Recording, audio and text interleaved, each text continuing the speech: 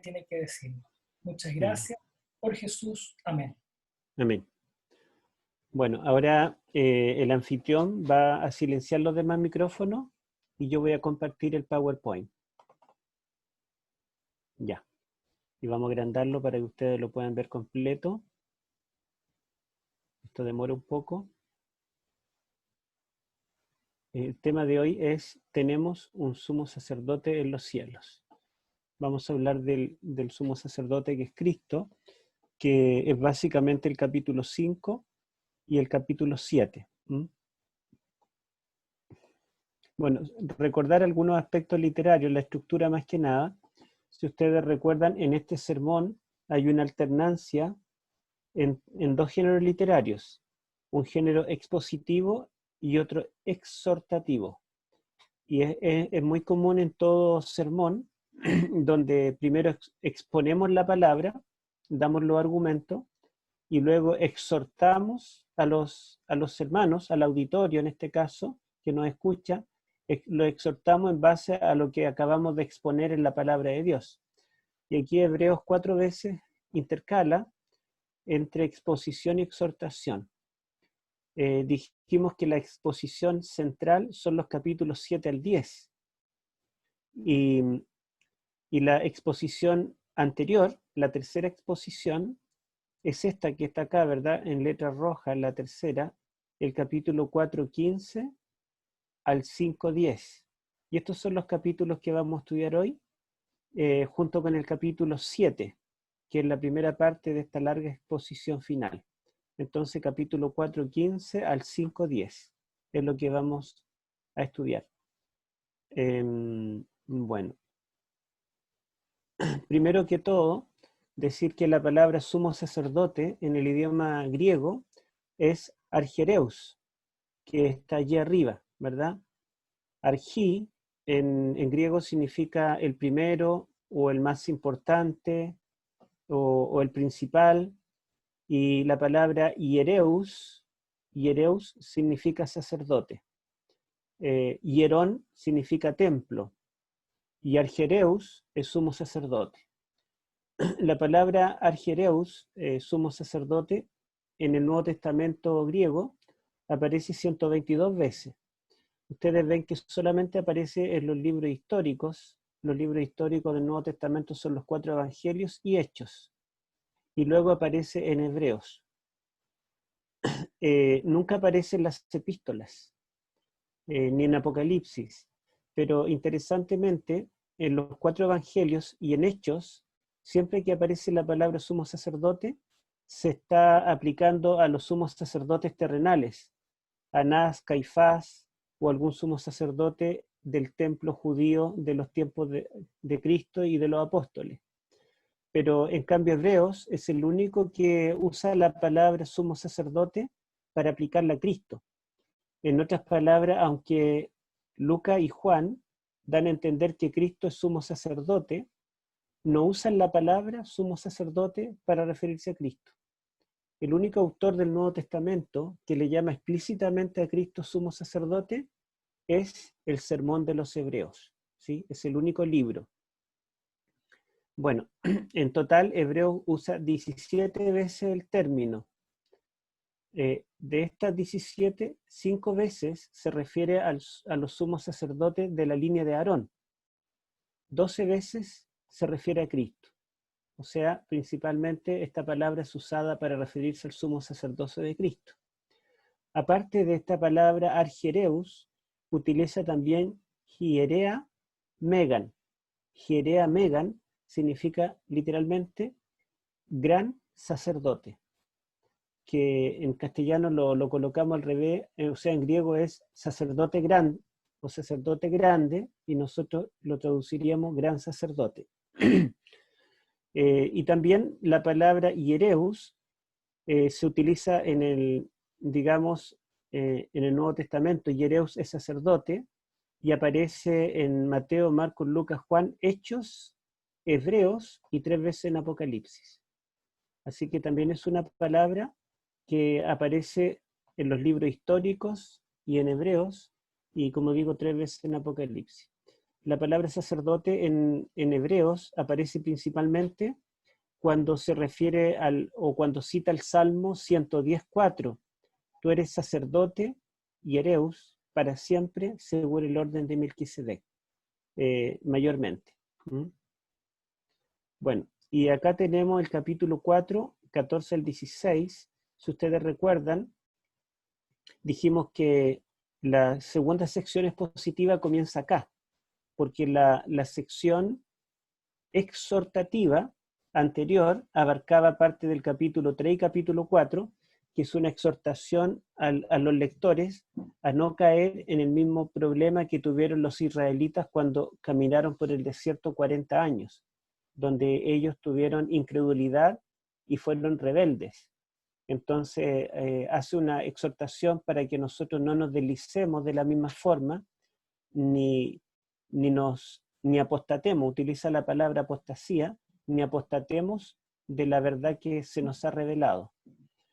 Y después de esa parte exhortativa, de ese llamado, comienza otra vez una parte expositiva que sería acá el capítulo 4, 14 en adelante.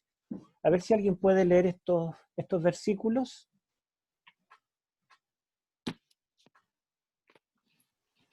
Del 14 en adelante. Sí, por Leo. favor. Dice así: por tanto, teniendo un gran sumo sacerdote que traspasó los cielos, Jesús, el Hijo de Dios, retengamos nuestra profesión. No tenemos un sumo sacerdote que no pueda compadecerse de nuestras debilidades, sino uno que fue tentado en todo según nuestra semejanza, pero sin pecado. Acerquémonos, pues, confiadamente al trono de la gracia, para alcanzar misericordia y hallar gracia para el oportuno socorro. Ya. Entonces se dan cuenta que la caída de Israel, la apostasía, el alejarse de Dios, el fracasar como generación, es algo que nos puede pasar también a nosotros. Pero dice en relación a eso, por tanto, teniendo un gran sumo sacerdote que traspasó los cielos, retengamos nuestra profesión. En otras palabras, el tener un sumo sacerdote en el cielo ministrando por nosotros ahora en la era cristiana, debe darnos fuerza y una razón poderosa para retener nuestra profesión de fe, para mantenernos en el camino cristiano, a pesar de las pruebas. Y luego dice, porque no tenemos un sumo sacerdote que no pueda compadecerse de nuestras debilidades.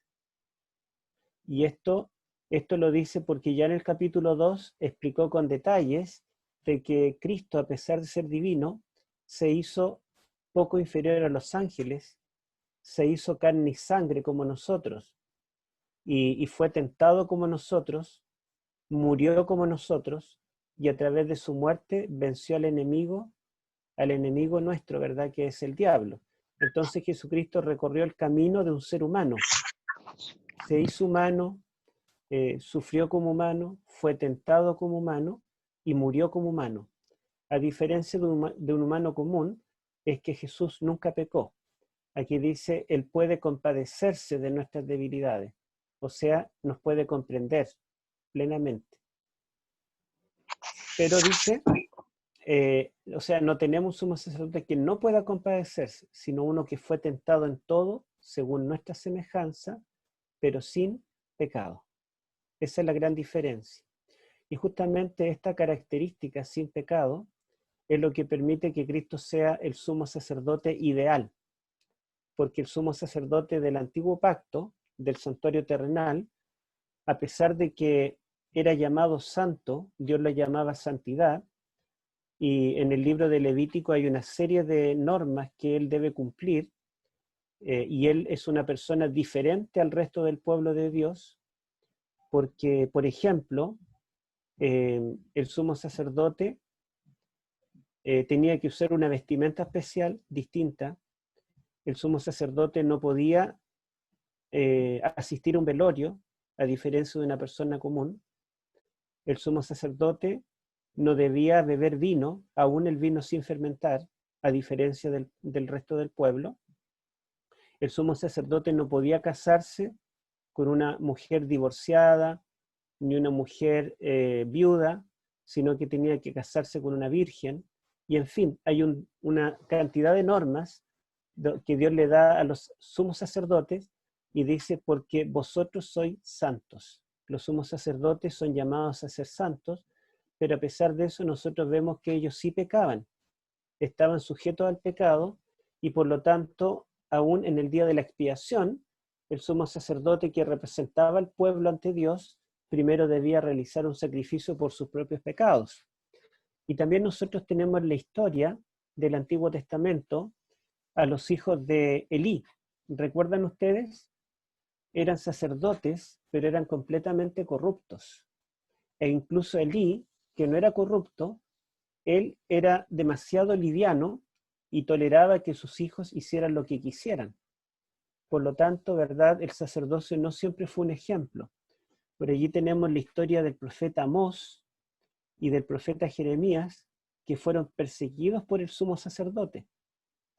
Y vemos que el mismo Cristo fue condenado y acusado injustamente y con falsos testigos por el sumo sacerdote.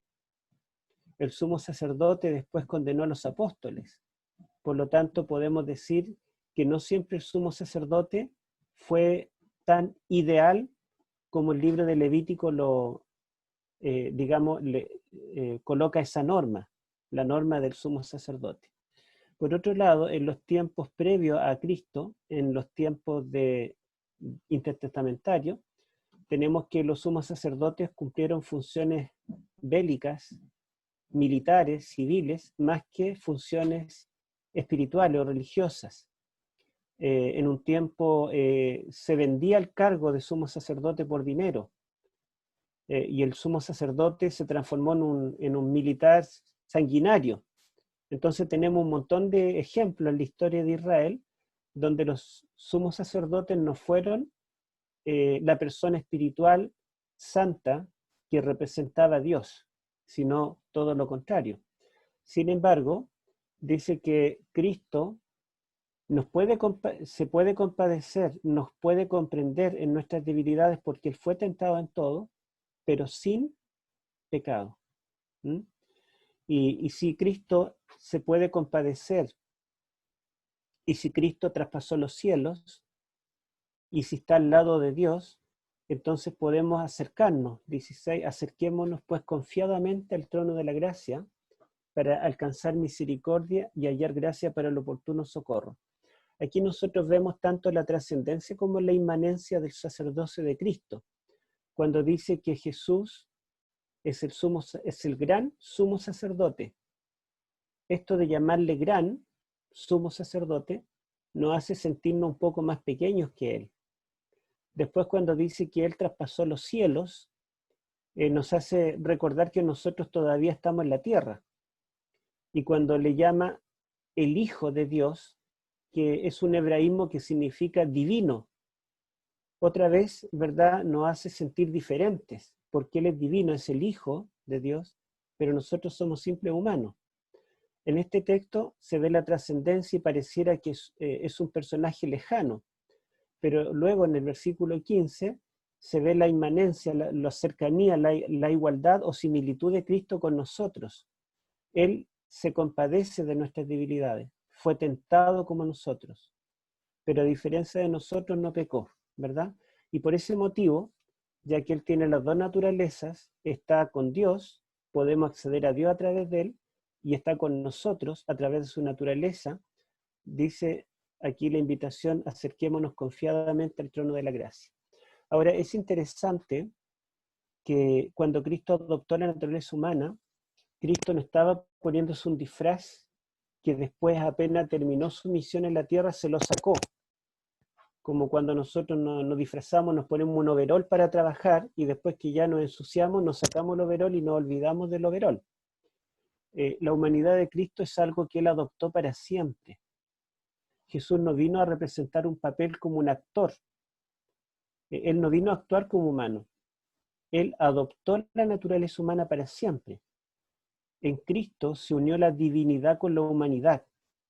Si nosotros pensamos que el plan original de Dios era crearnos a su imagen y semejanza para que lo representáramos en este mundo y darnos el dominio sobre toda la tierra para que la raza humana pudiera dominar en nombre de Dios, pero La entrada al pecado, digamos, arruinó el plan original, pero sin embargo, el plan de redención que es anterior a la creación misma es un plan mucho mejor de lo que Dios había hecho con Adán en el principio.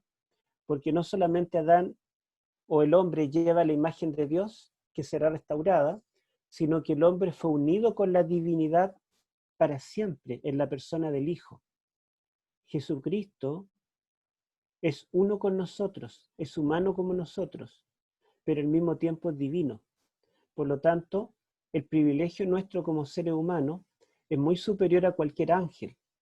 Los ángeles pueden ser mayores que nosotros. Sin embargo, ellos no tienen no tienen o no hay un ser divino que comparta la naturaleza angelical como nosotros.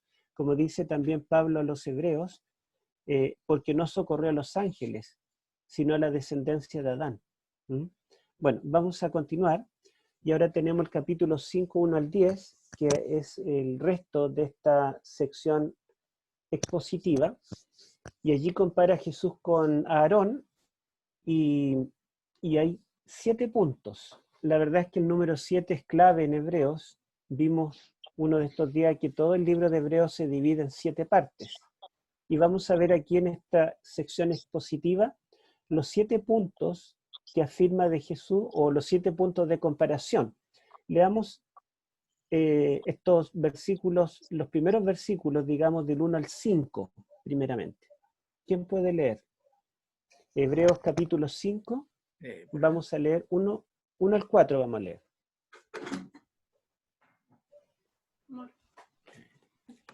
Moisés, bueno, sí, Moisés Deli, ¿puede no? leer? Sí, Ya. dice, todo En su sumo Biblia. sacerdote es elegido entre los hombres y nombrado su representante ante Dios, para ofrecer dones y sacrificios por los pecados. Puede ser indulgente con ignorantes y extraviados, porque también él está sujeto a la debilidad humana, y a causa de ella tiene que ofrecer sacrificios por sus propios pecados, lo mismo que por los del pueblo. Y nadie puede tomar tal dignidad para sí mismo si no es llamado por Dios como Aarón. Y el 5 dice, del mismo modo, Cristo no se atribuyó el honor. Ahí se me perdió, disculpe. Sí, hasta el 4 nomás, en realidad. Okay. Hasta el 4 ya tenemos, ¿verdad?, la primera sección, y hasta el versículo 4 tenemos 7 puntos.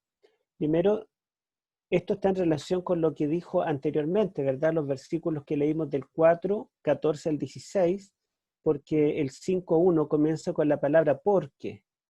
O sea, podemos acercarnos al trono de la gracia, hallar misericordia para el oportuno socorro, porque Jesús no solamente es divino, trascendente, sino que también es humano y también experimentó la fuerza de la tentación, por lo tanto nos comprende y por eso nos acercamos a Él, porque si Él es nuestro sumo sacerdote, debe ser mejor que el sumo sacerdote del antiguo pacto, donde todo sumo sacerdote era tomado de entre los hombres. Por lo tanto, podía comprender al género humano. Entonces, el primer requisito es que el sumo sacerdote debe tener un origen humano. Hay algunos o los judíos en el tiempo de los judíos de Qumran, pensaban que había un sumo sacerdote que era ángel, que era como mediador entre Dios y los hombres. Pero la verdad es que el ángel no tiene la naturaleza divina y tampoco tiene la naturaleza humana. Entonces un ángel no sería la persona indicada para ser el sumo sacerdote y mediador entre Dios y los hombres. Pero acá dice que todo sumo sacerdote debe ser tomado de entre los hombres, así que debe tener origen humano. Pregunto, ¿desde cuándo Jesús cumple con este requisito? ¿Siempre Cristo tuvo la naturaleza humana? No. Desde su encarnación. Desde su encarnación, Él puede ya cumplir esta labor. Entonces, cuando Jesús es instituido como sumo sacerdote en el santuario celestial, Él cumple este primer requisito. Después dice que debe ser escogido por Dios. Ya en el versículo 1, ¿verdad? Lo dice, constituido a favor de los hombres en lo que Dios se refiere. O sea, no es que el sumo sacerdote se elige a sí mismo. Voten por mí. Hace lobby. No. Tampoco hay una junta se juntan los líderes y votamos a quién escogemos como sumo sacerdote. Levantamos la mano y por mayoría escogemos a tal persona. El sumo sacerdote, la verdad, es que es escogido por Dios directamente. Dios escogió a Aarón. Podría haber escogido cualquier otra persona, pero lo escogió a él. Entonces, si Cristo es llamado sumo sacerdote, significa que fue escogido por Dios para esto. Y eso lo va a fundamentar posteriormente con un texto de la Biblia, pero todavía no vamos a leer ese versículo. El versículo 4 también dice algo similar. Nadie toma para sí esta honra, sino el que es llamado por Dios como lo fue Aarón.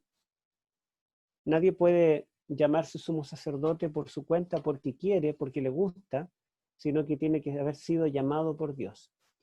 El tercer punto es que los sumos sacerdotes fueron llamados para, oficiar en favor de los hombres, ¿sí? Tiene que ser alguien bueno, alguien que, esté ayudando al hombre pecador, al pueblo de Dios. Sabemos que cuando el pueblo pecaba tenía que acercarse al santuario y era allí donde encontraba la solución. Cuando una persona estaba enferma, se debía presentar al sacerdote, cuando tenía lepra, en fin. O cuando era inmundo por haber tocado un cadáver o por otra situación, debía acercarse al sacerdote, al santuario, y allí encontraba solución.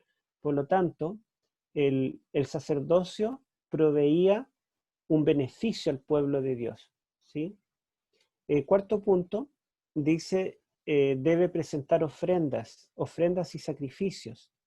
Y está vinculado con el punto 5, que no solamente es un líder religioso que cumple funciones culticas, sino que también cumple una labor expiatoria, porque las ofrendas deben ser presentadas por los pecados del pueblo. Recordemos de nuevo el versículo 1, 5:1. Porque todo sumo sacerdote tomado de entre los hombres es constituido a favor de los hombres en lo que a Dios se refiere, para que presente ofrendas y sacrificios por los pecados. En otras palabras, el papel del sumo sacerdote está muy ligado con el sacrificio, porque para que el pecador encuentre perdón, debe o necesita de un sacrificio expiatorio y también necesita del papel del sumo sacerdote. Recordemos lo que dice Éxodo capítulo 28. Dice que el sumo sacerdote todos los días, cuando entra al lugar santo, solamente al llevar sus vestiduras, dice que él llevará el pecado del pueblo al santuario. ¿Lo recuerdan? En la mitra. Esa mitra que decía santidad a Jehová, esa mitra significaba que todos los días al entrar al santuario, él se transformaba como en una ofrenda viva que representaba al pueblo y los pecados del pueblo ante la presencia de Dios en el lugar santo. Bueno, sexto punto, perdón, él debe ser empático, debe empatizar, ponerse en el lugar, en los zapatos del pueblo. Eso está en el versículo 2, para que se muestre paciente con los ignorantes y extraviados, puesto que él también está rodeado de debilidad. El sumo sacerdote en el Antiguo Testamento debía ser paciente con los ignorantes y extraviados. De hecho, una de las funciones de los sacerdotes era instruir en la ley al pueblo, ¿verdad? Por otro lado, también, no solo los sacerdotes y el sumo sacerdote debían compatibilizar, ser compasivo con los ignorantes y extraviados, sino también los extraviados en el sentido del pecador. El pecador podía cometer cualquier cosa mala, pero el sumo sacerdote o los sacerdotes debían aceptarlo, ¿verdad? Oficiar con el sacrificio que este hombre o esta persona llevaba por su pecado. También, si una persona era leprosa, nadie se acercaba a él, pero el leproso se acercaba al sacerdote y con el sacerdote encontraba una respuesta. Cuando una persona cometía un crimen que no merecía perdón, dice la Biblia que tenía una opción cuando estaba en el desierto, aferrarse de los cuernos del altar, y nadie podía matarlo mientras estuviera en el área del sacerdote. Después, cuando ya se establecieron en Canaán, dice que se construyeron ciudades de refugio. Y cuando alguien cometía un asesinato, algo digno de muerte, lo podían matar en cualquier lugar de Israel. Pero esa persona, si huía a la ciudad de refugio, esa persona estaba protegida, ¿verdad? Aunque fuera un criminal, estaba protegida y nadie podía matarlo hasta que muriera el sumo sacerdote. O sea, mientras el sumo sacerdote estaba con vida, esa persona viviría.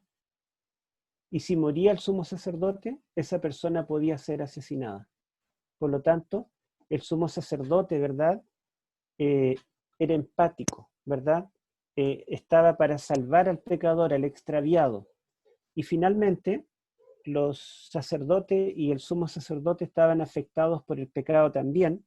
El versículo 3 nos dice, y por causa de ella, de esa debilidad de la cual estaba rodeado, debe ofrecer por los pecados, tanto por sí mismo como también por el pueblo.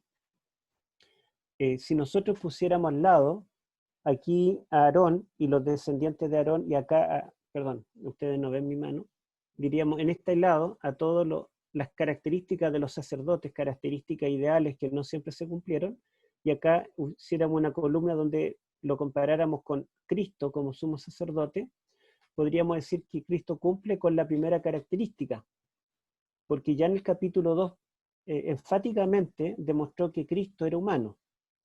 Segundo, escogido por Dios. También Cristo fue escogido por Dios y está profetizado. Pablo dice, bueno, yo lo puedo mostrar con la Escritura, y cita el Salmo 110. Tú eres sacerdote para siempre según el orden de Melquisedec. Él está constituido para oficiar en favor de los hombres. Y Jesucristo, ¿verdad?, murió por nosotros, intercede por nosotros, en nuestro sustituto. Presenta ofrendas, y Hebreo nos dirá que Él presenta su propia sangre por los pecados. Jesucristo, ya Isaías 53, dice que Él llevaría nuestros pecados, y por su llaga fuimos nosotros curados. Empático. Cristo, ¿verdad?, es el refugio del pecador, del corrupto, del que tiene un vicio. Todo aquel que necesita cambiar de vida puede encontrar en Cristo empatía. Y Cristo ha cambiado a los más grandes criminales, ¿verdad? Bueno, y está afectado con el pecado. En ese sentido, Cristo es diferente. Porque los sumos sacerdotes terrenales, ellos también eran pecadores y tenían que ofrecer primero sacrificios por ellos mismos. Pero Cristo no requiere ofrecer sacrificio por Él mismo porque Él no tiene pecado.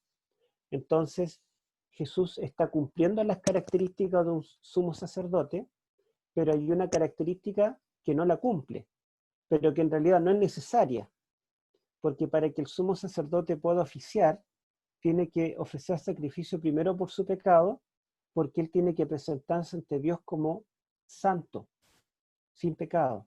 Y solamente puede presentarse así después de haber ofrecido una víctima por él mismo. Y Cristo, ¿verdad?, como él no tiene pecado, él se puede presentar directamente a Dios sin requerir sangre, ¿verdad?, como expiación. Bueno, y después tenemos el resto del capítulo 5, que serían los versículos 5 al 10. Leímos los primeros 4 versículos, ¿verdad?, anterior. En los primeros 4 versículos, 7 características de un sumo sacerdote.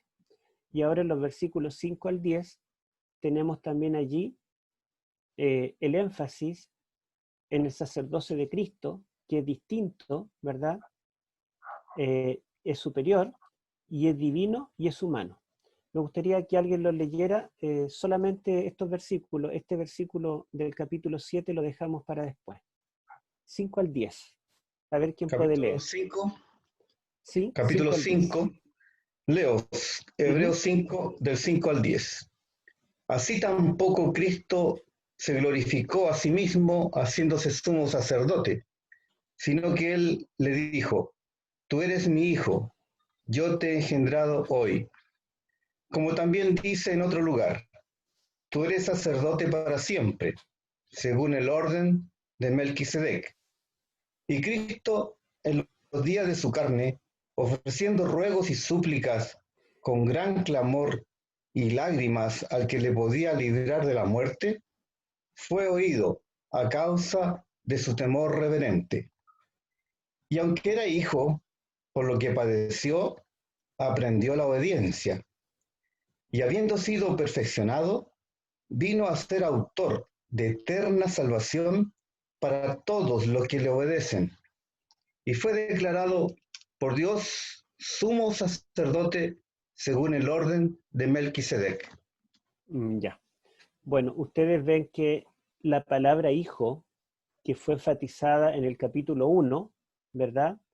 Que dice que Jesús es el Hijo y es tanto superior a los ángeles, y compara allí en el capítulo 1 lo que el Antiguo Testamento dice del Hijo con lo que el Antiguo Testamento dice de los ángeles. Yo no puse énfasis porque lo he dicho otras veces, pero voy a repetir algunas ideas, y están en mi libro El Espíritu Santo y la pluralidad de Dios. Allí explico la palabra hijo.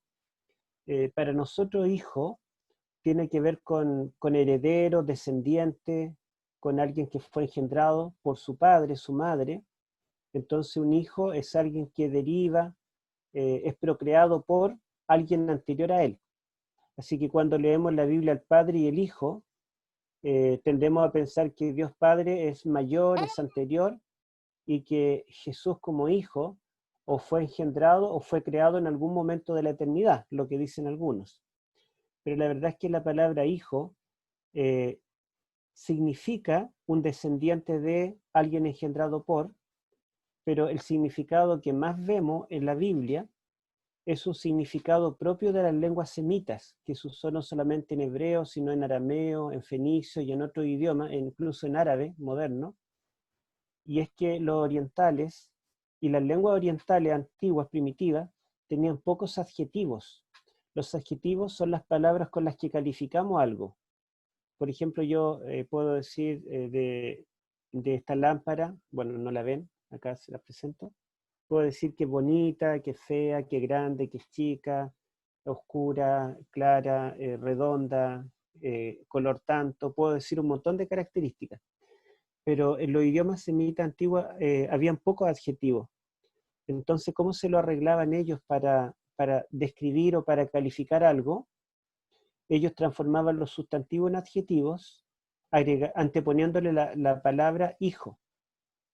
Entonces, por ejemplo, ¿cómo se decía, por ejemplo, grande, por decir un ejemplo? Se decía hijo de grandeza. Entonces, hijo de grandeza o hijo de la grandeza significa grande. Cuando Jesús le llamó a Santiago y Juan hijos del trueno, la palabra hijo no significa que fueron engendrados por el trueno, tampoco que la mamá se llamaba trueno, sino que hijos del trueno significa explosivos, iracundos. Entonces, hijos del trueno, la palabra trueno es su sustantivo, pero cuando va antepuesta por hijos de, se transforma en un adjetivo, en una característica de ellos, una característica esencial.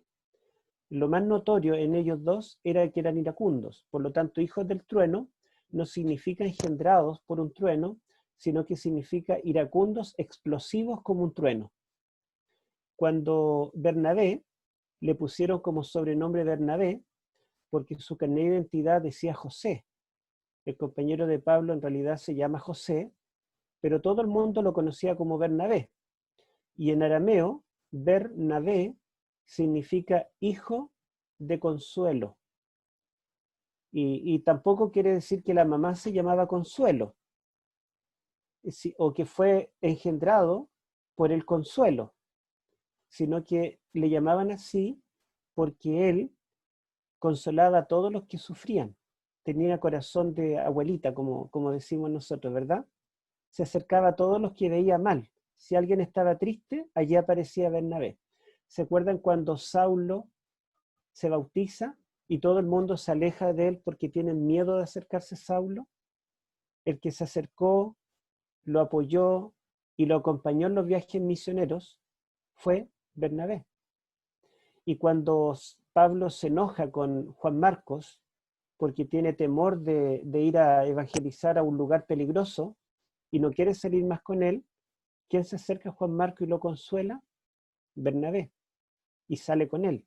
Entonces Bernabé, o más bien José, que era su nombre real, era tan consolador con la gente que sufría, que todo el mundo le llamó Bernabé, hijo de consuelo, hijo de consolación. Por lo tanto, ¿verdad? La frase hijo de se transforma un sustantivo en adjetivo. Y cuando Jesús dice que Él es hijo de Dios transforma a Dios en un adjetivo. Entonces significa divino. Jesús se hace llamar divino. Él es Dios. Y cuando en Juan capítulo 5, Él se hace llamar hijo de Dios, los fariseos quieren apedrearlo y darle muerte. Y Jesús le dice, bueno, ¿por cuál buena obra me quieren matar? Ellos le dicen, no te apedreamos por una buena obra, sino por la blasfemia de que tú, siendo hombre, te haces llamar Dios. Entonces, ¿qué entendía un judío por la frase hijo de Dios? Entendía que era Dios, divino. Así también la frase hijo de hombre en el Antiguo Testamento se utiliza como sinónimo de hombre. Fíjense el Salmo 8, ¿quién es el hombre y quién es el hijo del hombre? En paralelo, hijo de hombre literalmente significaría para un judío humano. Hijo de Dios significa divino, significa Dios. Por lo tanto, cuando Pablo enfatiza que Jesús es el Hijo, él no dice que él fue engendrado como un hijo en algún momento, sino que él es el Hijo eterno, o sea, es Dios desde siempre. Y ahora dice, por eso también tampoco Cristo se glorificó a sí mismo haciéndose sumo sacerdote.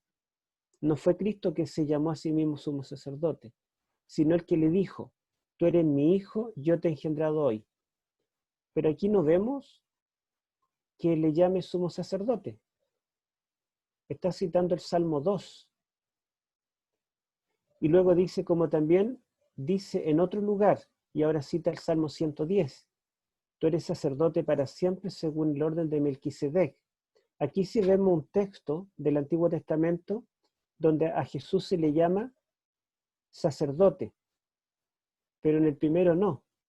Sin embargo, el apóstol considera que para ser un sacerdote, el requisito es que debe ser divino, debe ser hijo, debe ser, ¿verdad?, un representante de Dios. El sumo sacerdote representa a Dios. El sumo sacerdote es llamado a ser santo. El sumo sacerdote es especial. Su área es el santuario, la morada de Dios. Por lo tanto, ¿verdad?, el primer texto que cita alude a la divinidad de Cristo. El Salmo 2, tú eres mi hijo. Y el segundo lugar, tú eres sacerdote para siempre, el Salmo 110. Entre paréntesis, ¿por qué el apóstol, teniendo tantos textos, cita tanto los salmos? Cita más los salmos que cualquier otro libro del Antiguo Testamento. Y es porque Hebreos es un sermón y el libro que más había en la sinagoga era el libro de los salmos. Porque aparte de ser un libro de la Biblia, era también el himnario del pueblo judío. Así que el libro que cualquier judío tiene en la memoria y lo puede recordar fácilmente son los salmos. Yo creo que todos nosotros nos sabemos algún himno de memoria, aunque no cantemos mucho, porque lo estamos escuchando siempre. Entonces, si había una parte de la Biblia que los judíos tenían en la memoria, eran los salmos. Este sermón que fue escrito y fue difundido por todas partes, cualquiera que lo leyera y veía la escritura citada allí, no necesitaba tener una Biblia y buscar, ¿será verdad este texto está en la Biblia? Recordemos que en ese tiempo no habían Biblias como las nuestras, sino que eran rollos y solamente estaban en la sinagoga. Así que una persona común en su casa no tenía Biblia.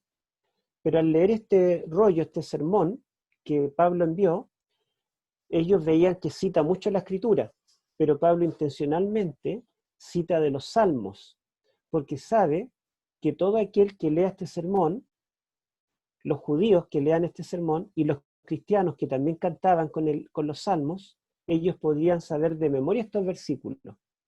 En otras palabras, el apóstol no está usando textos rebuscados o así desconocidos, sino que está usando textos que ellos conocen muy bien. Y sobre todo estos salmos que los judíos le llamaban los salmos mesiánicos, porque para el pueblo judío el Salmo 2 y el Salmo 110 eran salmos mesiánicos que anunciaban al Mesías. Tampoco él tiene que demostrar, él no da argumentos para demostrar que estos salmos están anunciando a Cristo, al Mesías, porque ya en ese tiempo, tanto judíos como cristianos aceptaban que estos salmos eran mesiánicos. Él solo tiene que citarlos. Entonces, él dice que él es el Hijo de Dios, es divino, y él es declarado sacerdote para siempre, pero según el orden de Melquisedec, es lo que dice el Salmo, no según el orden de Aarón.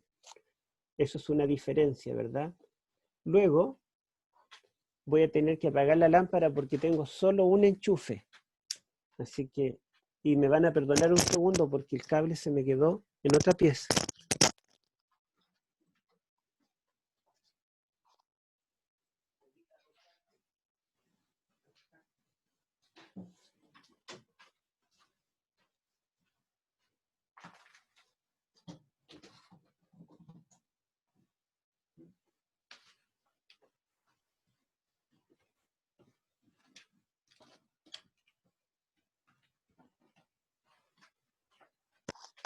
Bueno, volvemos.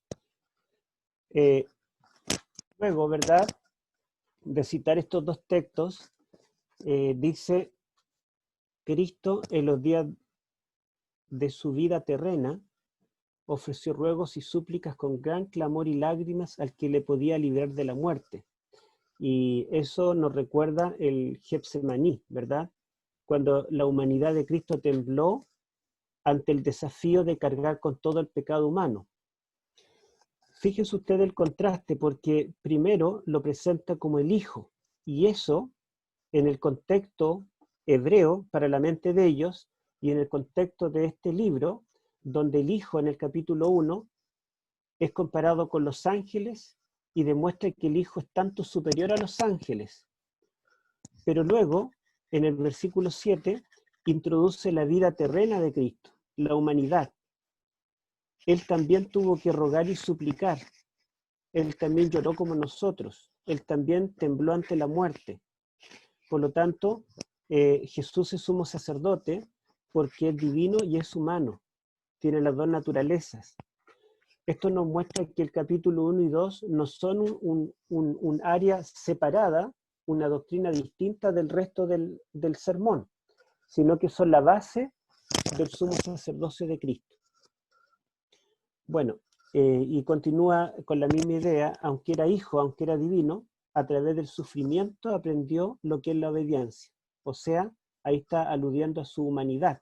Aunque era hijo, aunque era Dios, era humano también, ¿verdad?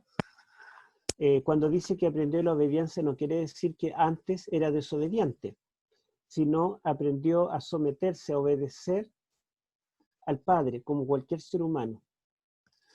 Y habiendo sido perfeccionado, vino a ser autor de eterna salvación para los que le obedecen. Y fue declarado por Dios sumo sacerdote, según el orden de Melquisedec. Y ustedes pueden ver que el Salmo 110:4 es tan importante que lo coloca allí y lo vuelve a colocar acá otra vez, según el orden de Melquisedec. Y luego de este capítulo, de esta porción donde habla del sumo sacerdocio, que en realidad es introductorio, porque el capítulo 7 lo va a explicar con más detalle. El capítulo 7 justamente termina uniendo estos dos puntos. Fíjense ustedes, la ley constituye sumos sacerdotes a hombres débiles, pero la palabra del juramento, posterior a la ley, constituye al Hijo, hecho perfecto para siempre. Cuando dice al Hijo, está aludiendo a su divinidad. Hecho perfecto, está aludiendo a su humanidad, porque él fue perfeccionado, ¿verdad?, a causa de sus sufrimientos como humano. La palabra perfecto en el idioma griego significa maduro. Entonces, Jesucristo es sumo sacerdote por esto, porque es divino y porque es humano. Vamos a continuar.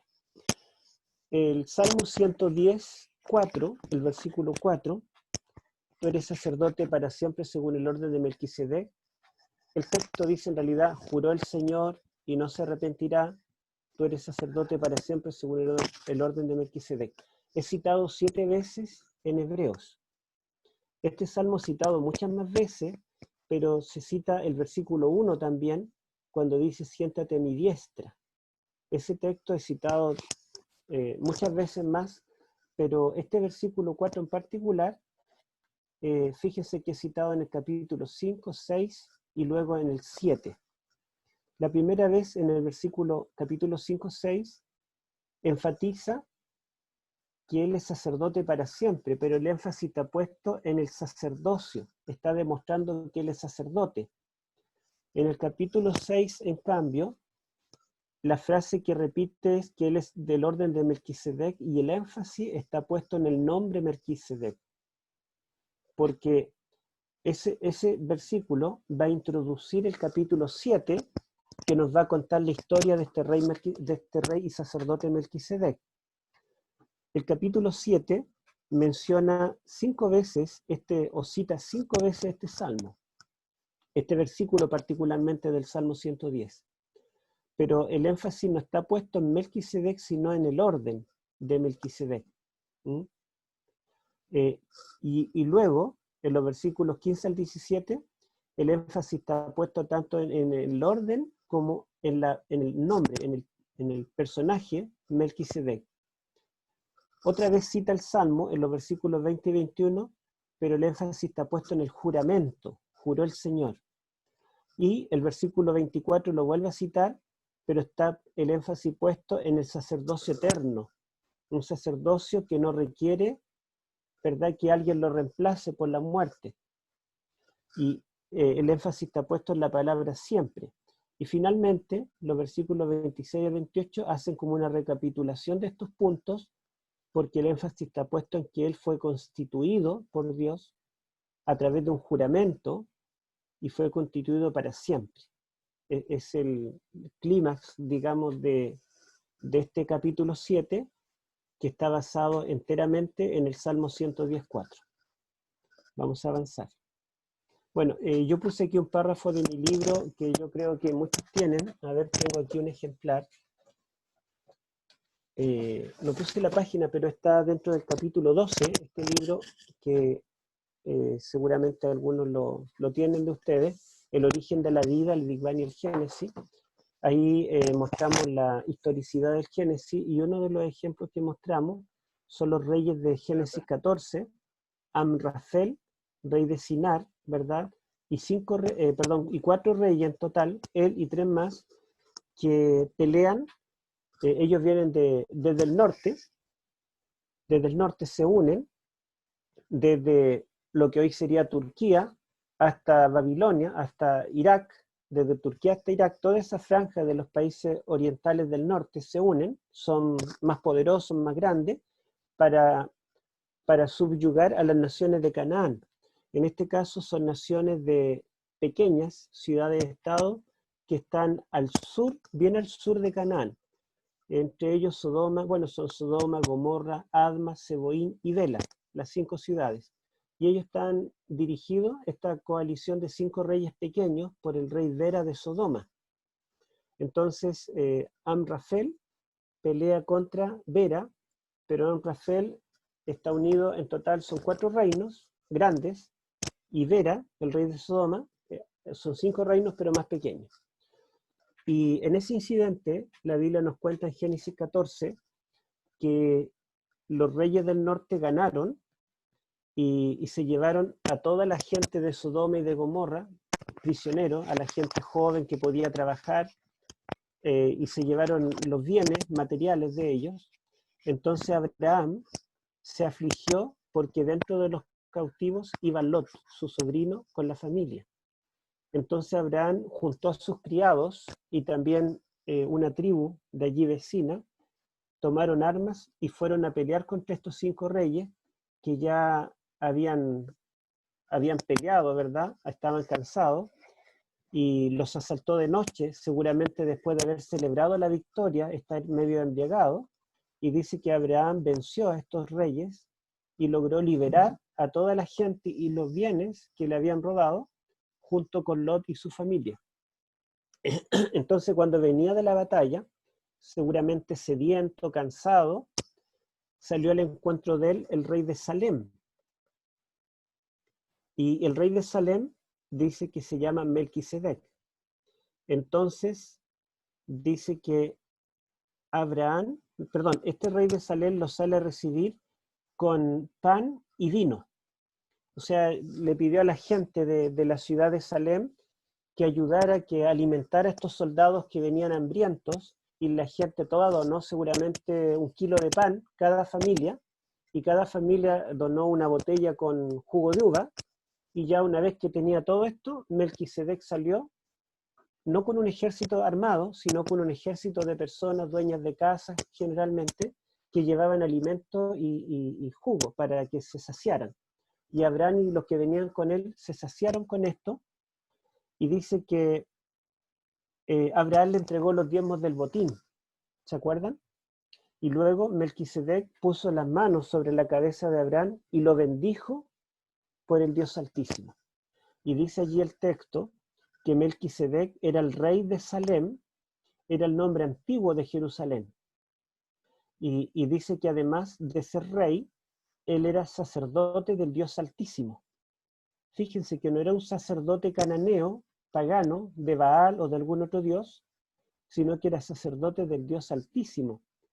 De hecho, Abraham lo reconoció como sacerdote de Dios porque le entregó los diezmos a él, y al mismo tiempo Abraham dejó que él lo bendijera. Yo, por ejemplo, no aceptaría que me bendijera un sacerdote de un dios, de una tribu caníbal, o de una tribu, o de un dios de la India, de un dios pagano, pero en cambio Abraham lo reconoció como sacerdote de Dios.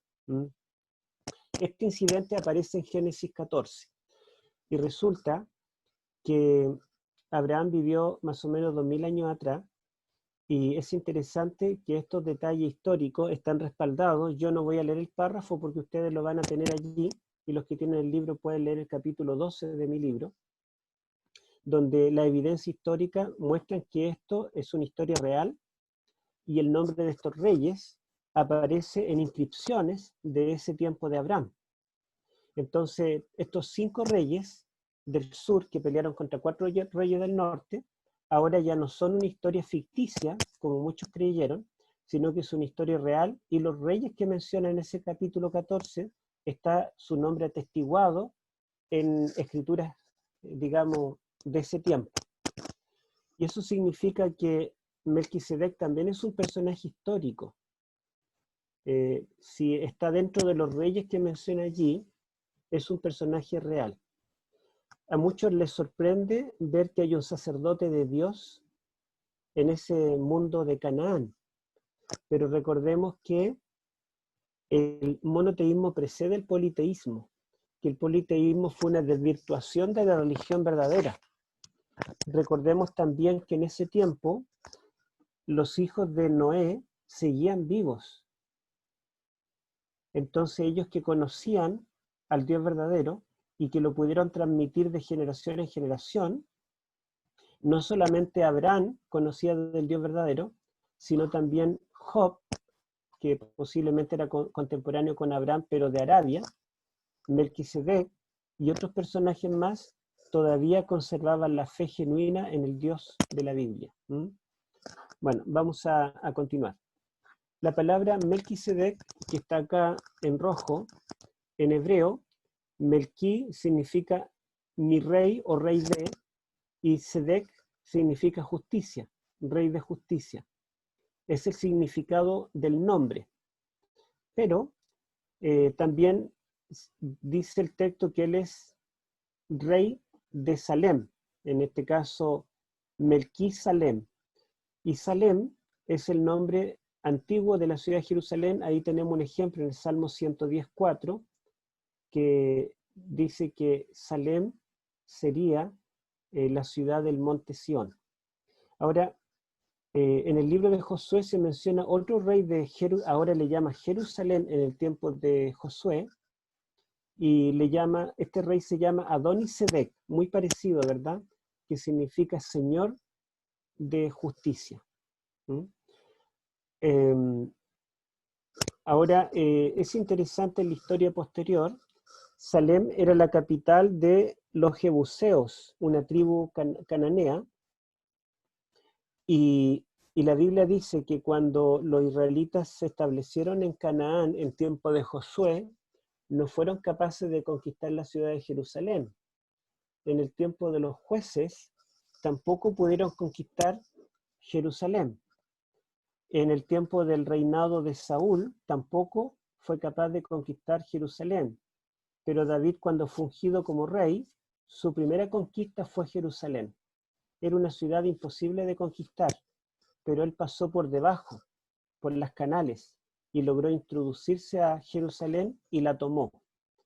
En Marcos capítulo 10 está toda una alusión en la toma de Jerusalén por David, y es interesante que el rey que ocupa el trono de Melquisedec en el pueblo de Israel, el primero, fue David. Ningún otro rey judío ni líder judío había reinado en la ciudad de Jerusalén. Entonces, podemos decir que David es una continuación del reinado de Melquisedec. Y es interesante que Melquisedec es rey y sacerdote. Entonces, si David es la continuación del reinado de Melquisedec, significa que el Mesías, que es hijo de David, debía ser rey, pero también sacerdote, ya que Melquisedec es sacerdote. Y esta deuda en el Antiguo Testamento, ya que el rey no tiene ambas funciones, el sacerdocio está en otra tribu. El Salmo 110 profetiza allí el salmista de que el Mesías será también sacerdote, o sea, tendrá el cargo completo que tenía originalmente Melquisedec, según este orden, viniendo de él. Bueno, yo quiero mencionar aquí lo que dicen algunos eruditos. No la voy a poder ver completa, aquí sí la voy a poder ver completa. Ya, dice, bueno, el trasfondo para esta promesa es la posesión de Jerusalén, como un resultado del cual David y su casa llegaron a ser los sucesores de Melquisedec. Esto lo dicen expertos en esta epístola. Las afirmaciones de Hebreos 7:3 no derivan del silencio de Génesis 14 respecto a la parentela de Melquisedec. Los rabinos consideraban que un pagano, voy a tratar de mover esto ahora para poder ver abajo, consideraban que un pagano convertido al judaísmo no tenía padre, o sea, no tenía herencia o antepasado en el pueblo de Dios. Y no veo acá que dice, aunque de hecho tuviese un padre natural, para la ley judía no tenía un padre legal. Por ese motivo, Pablo puede decir que Melquisedec es sin padre y sin madre, no porque no tenga padre, porque sea sobrehumano, o porque sea eterno, sino que al venir del paganismo, pero al mismo tiempo ser sacerdote de Dios, él pasaba a ser como un pagano convertido al judaísmo. Así era considerado, sin padre y sin madre. Bueno, y tenemos otro texto aquí. Me interesa leer lo que dice aquí este teólogo, dice, a ver, lo voy a poner acá, la noción de eternidad deducida de la ausencia de registros acerca del nacimiento y la muerte de Melquisedec es entendida a la luz del axioma judío, quod non in Torah non in mundo. O sea, quien no está en la Torá no está en el mundo. De acuerdo a este axioma, ¿verdad? Si no está registrado su nacimiento en la Torá, ni está registrada su muerte, entonces, ¿verdad? Su registro no está en el mundo. La Torá era tan importante que lo que no registraba la Torá no existía. Por lo tanto, en la mentalidad rabínica, podemos decir que Melquisedec es sin padre, sin madre, sin principio de días ni fin de vida, porque no está narrado cuándo nació, ni cuándo murió, ni aparece tampoco el nombre de la madre ni de la padre, ni del padre. Y finalmente dice este erudito, en ambas eras, la era precristiana y también a comienzo de la era cristiana, este salmo fue interpretado por los judíos en un sentido mesiánico. O sea, ellos entendían perfectamente que este salmo, que está hablando de Melquisedec como personaje del pasado, un personaje histórico, está anunciando al Mesías que él tendrá un sacerdocio de acuerdo al orden de Melquisedec, o sea, un sacerdocio distinto al de Aarón. Y si es distinto al de Aarón, significa que ya estaba anunciado que el sacerdocio de Aarón sería temporal, hasta que viniera el Mesías. Pero cuando viniera el Mesías no seguiría esa línea sacerdotal, sino una línea distinta. Y bueno, es la última diapositiva que tengo acá. ¿Y cómo estamos en la hora? Sí, estamos bien, 9:10. Básicamente quería resaltar estos puntos, las similitudes y diferencias entre el sacerdocio de Cristo y el de Aarón. El apóstol acá está tratando de demostrar que Jesucristo es sumo sacerdote del santuario celestial. Ahora, Jesucristo en Hebreos es llamado sistemáticamente sumo sacerdote. Él no es sacerdote, porque según el Nuevo Testamento, los sacerdotes somos nosotros. Por algo se habla del sacerdocio de todos los creyentes.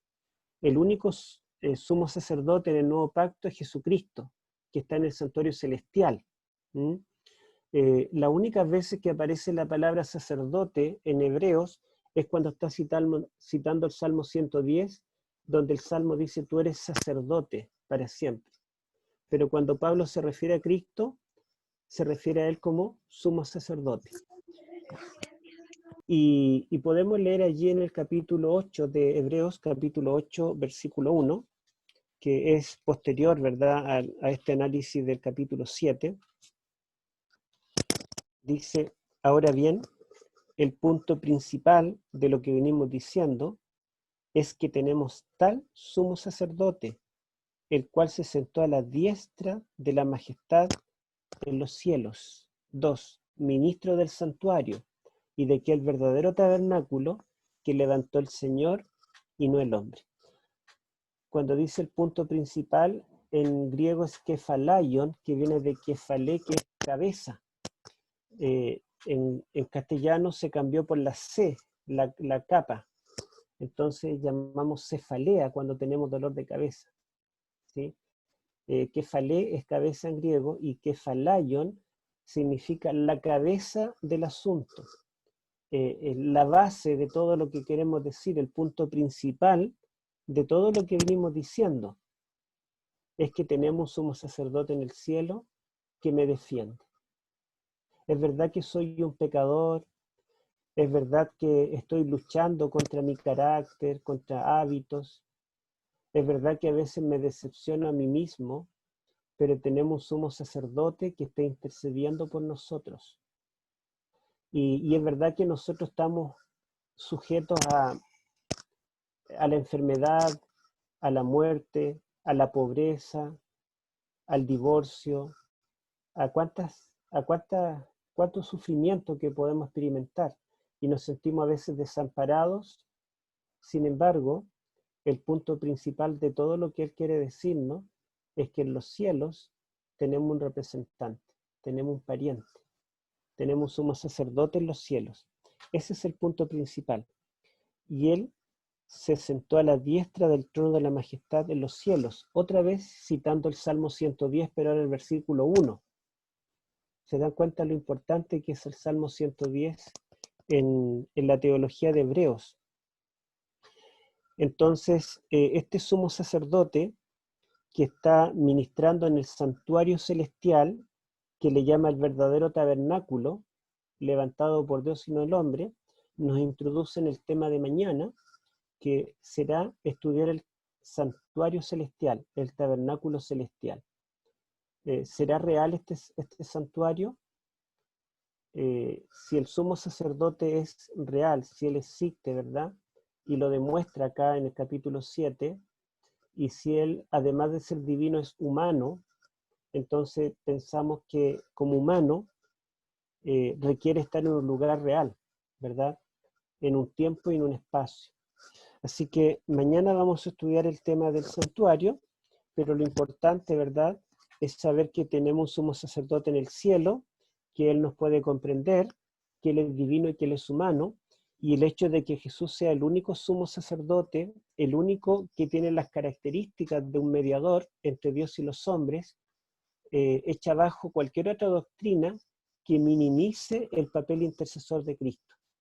O sea, no es verdad que los santos pueden interceder. No es verdad que la Virgen puede interceder por nosotros. No es verdad que los muertos pueden interceder. Yo no tengo que hacerle manda a nadie. No tenemos que buscar el perdón de parte de un ser humano, excepto si pecamos contra alguien. Pero buscar el perdón de un líder religioso, lo que nosotros tenemos que hacer es acercarnos directamente al trono de la gracia y hallaremos misericordia y el oportuno socorro. Eso es lo que nos enseña el apóstol acá. Bueno, eso sería entonces el tema de hoy. Si hay ahora preguntas, opiniones. Pastor Urrutia, yo tengo una Sí. pregunta. Ajá. Bueno, antes de hacer la pregunta, saludar a los hermanos y agradecer a Dios primeramente por el estudio. Uh-huh. De repente mi pregunta es bastante básica, pero la verdad es que no desconozco. Y me surgió la duda cuando usted estaba explicando lo del sacerdocio de Melquisedec. Me Uh-huh. queda claro que estuvo antes del rey David y que Jesús viene del linaje de David, pero David no fue sacerdote, pero se cumple el sacerdocio de Cristo, digamos como estaba escrito en la Biblia, por Melquisedec, que antecedió a David. Así lo comprendí. Ahora, mi duda surge en lo siguiente. Cuando Melquisedec fue sacerdote, ¿existía un santuario terrenal, así como está descrito en Levítico? ¿O cómo era ese sacerdocio de Melquisedec? Bueno, el santuario judío no, porque recordemos que el primero que fue construido como 450 años después de Abraham, en tiempo de Moisés.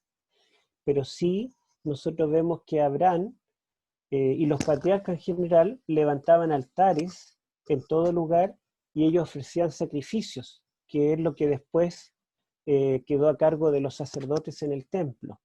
Entonces ya los mismos patriarcas tenían un rol sacerdotal, ¿verdad? El sacrificio era la forma como ellos se acercaban a Dios. Y en este caso Melquisedec era el rey de Salem y era sacerdote en ese lugar, en ese reino. Si allí había un templo, un santuario, posiblemente, o si era solamente a través de un altar, no lo sabemos. Pero sí se sabe por la arqueología que en las ciudades cananeas de los tiempos de Abraham habían templos. Y también eran más o menos similares en la arquitectura al templo judío. O sea, también tenía un lugar santo, un lugar santísimo, y también el altar tenía 4 cuernos. Por ese motivo algunos dicen que Moisés nunca fue inspirado por Dios, sino que copió de los templos cananeos que él conocía. Pero en realidad lo que tenemos que decir es al revés. Dios reveló un modelo del santuario a Moisés de acuerdo a los santuarios a los cuales ellos estaban familiarizados. Nosotros, por ejemplo, los adventistas y los protestantes en general, hemos construido nuestras iglesias siguiendo algunos lineamientos de cómo eran las iglesias católicas medievales, antes de que existiéramos nosotros los protestantes. Y la iglesia católica construyó su iglesia siguiendo algunos lineamientos de la sinagoga judía. Por lo tanto, nos basamos en la arquitectura, en lo que conocemos en nuestro tiempo. Y las iglesias cristianas de hoy son distintas a la estructura como era 100, 200 años atrás. Entonces, la forma que Dios le revela del santuario a Moisés tiene ciertas similitudes con los templos también de ese tiempo. Pero la gran diferencia es que el santuario que hizo Moisés, como dice allí en Éxodo, fue revelado por Dios en el monte en visión. Tenía algunas características distintivas de todos los templos que existían en ese tiempo. Según Éxodo 25, versículo 8 y versículo 40, el templo con todas sus características fue revelado por Dios. Lo mismo en el caso del templo de Salomón. Muchas gracias, pastor. Uh-huh. Me queda claro. ¿Alguien más tiene algo que...? Pastor. Sí, hermano Sí, Félix. me interesa que profundice un poquito más acerca de la palabra hijo, cuando anticipa a hombre, hijo de hombre, igualmente hijo de Dios, por favor. Ya. Bueno, la palabra hijo, como yo digo, puede significar un hijo de, un engendrado por alguien, por la mamá, por el papá, un descendiente, como por ejemplo en las genealogías cuando dice hijo de David, hijo de Abraham, hijo de Jacob, está hablando de descendencia humana, natural, pero la palabra hijo se usaba mucho más ampliamente para convertir un sustantivo en adjetivo, por la carencia de adjetivos. Entonces la frase hijo de hombre es un sinónimo de hombre o de humano, y la frase hijo de Dios es un sinónimo de divino o de Dios. Ahora, en el Antiguo Testamento, cuando por ejemplo Job se hace llamar hijo de hombre, él está hablando de su fragilidad humana. Él es simplemente un humano. ¿Por qué Dios le pone la mano tan pesada si él es solo un hijo de hombre? O cuando el Salmo 8 dice, ¿quién es el hombre para que tengas de él memoria, el hijo del hombre para que lo visite? Está en paralelo sinonímico, usando la frase hijo de hombre como sinónimo de hombre. Pero el hijo del hombre que aparece en Daniel capítulo 7 tiene características especiales, porque ese hijo de hombre es visto en el cielo, entre los seres celestiales, delante del trono de Dios. Ese hijo de hombre dice que viene en las nubes del cielo. Y la nube del cielo, como alguien dijo acá, es el carruaje de Dios en el Antiguo Testamento. Ese hijo de hombre es el único ser que no viene al anciano de días para postrarse ni para servirlo. Al contrario, es el anciano de días el que le entrega a él el reino, el poder y la gloria. Ese hijo de hombre no es un humano mortal, porque dice que recibe un reino por los siglos de los siglos. Ese hijo de hombre dice que es adorado por todas las naciones de la tierra. Por lo tanto, el hijo del hombre de Daniel 7 es alguien que tiene la naturaleza divina y humana. Es hombre porque es llamado hijo de hombre, pero al mismo tiempo es divino, porque las características de él son divinas. Y por eso Jesús utiliza ese título y lo repite tantas veces, 182 veces, porque él se identifica con la naturaleza divina y humana. De hecho, él no solamente es el hijo del hombre que padece como nosotros, sino que es el hijo del hombre que tiene poder para perdonar pecados, una característica divina. Llegará el día cuando todos los muertos oirán la voz del Hijo del Hombre y resucitarán, porque él tiene poder sobre la muerte. Así que él mismo se reconoce como divino y humano usando ese título, en particular, citando Daniel 7. Bueno, no sé si alguien más tiene alguna opinión. Yo tengo una alguna pregunta. acotación. Hola. Sí, hola. Hola, buenas noches. a mí me dejó muy, muy contrariada el tema del sacerdote Melquisedec, porque resulta que es una explicación bastante histórica, pero si lo meditamos de acuerdo a lo que hemos conocido, o sea, siempre en la iglesia no se habla de esa forma, sino que se habla como que de alguna manera Melquisedec era Dios. Entonces ahora, de alguna manera, es como que para nada era Dios, sino que era un rey cualquiera, bueno, que no era tan cualquiera, pero era un rey que servía a Dios. Ahora, nosotros sabemos que cuando el pecado entra al mundo, se distinguen los hijos de Dios y los hijos que no eran de Dios. Pero si este rey de Salem era un hijo de Dios y además era sacerdote, ¿por qué la necesidad de bendecir a Abraham con el super mega pueblo que siempre ha sido Israel? Esa cosa como que me cuesta entenderlo. No sé si tenga usted más documentación o algún otro texto que pueda apoyar eso que es histórico, porque yo lo veo medio histórico. No sé si me falta como profundizar bíblicamente. Ya. Eso por un lado. Bueno, en primer lugar, la iglesia no dice que él era un ser divino o angelical o celestial. Yo cuando llegué a la iglesia adventista conseguí folletos con hermanos de ancianos y colecciono y tengo los folletos desde el año 1958 hasta el año 2020. Y folletos de Hebreos, encontré 3 en ese tiempo que los leí y me recuerdo de ellos. Uno del año 1976, otro del año 1986, escrito por William Johnson, y otro del año 1992, escrito por X. Hart Miller. Y en esos 3 folletos dice: Melquisedec no es un ángel como muchos piensan, ni es un ser divino, sino que es un ser humano histórico, que sirve como tipo del Mesías que habrá de venir. Y el comentario bíblico adventista, comentando Hebreos, dice lo mismo. Dice que Melquisedec simplemente es un tipo de Cristo. Y cuando nosotros leemos detenidamente Hebreos 7 no está resaltando a Melquisedec, sino que está resaltando el sacerdocio de Cristo. O sea, Cristo es el centro.